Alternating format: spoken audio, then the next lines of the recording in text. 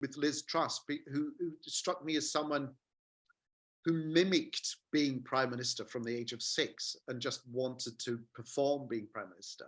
I think we need to do a lot more to be encouraging people to come forward and bring their experiences of the outside world to politics as candidates, and try and winnow out those careerist politicians who've become from being a political student to being a political researcher to then an MP. We have politicians who are all of a political world and have had political experience. And I think it reached its height with Liz Truss, who struck me as someone who mimicked being prime minister from the age of 6 and just wanted to perform being prime minister, and therefore didn't really develop any kind of personality or even ideology of her own. So even though she became prime minister, no one quite knew where she stood on anything. And as it turned out, neither did she. And therefore the performance was all that she had. The performance of being prime minister in her Instagram account was all that mattered.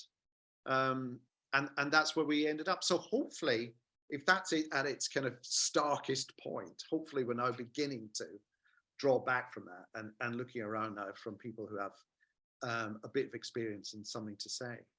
My response is, what's wrong with being offended?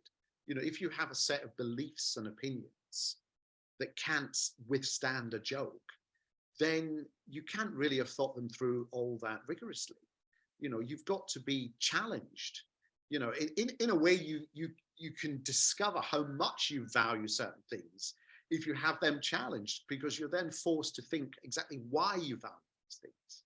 More and more of us, I think, just want to retreat to our own opinions, to like-minded opinions, people who we know will just revoice what we think, or worse, you know, and this is the Zuckerberg line, to retreat into a virtual world, which we want as a solution to the actual world, which is full of problems and issues and things that terrify us, and climate change and war and the decline of democracy and all those things.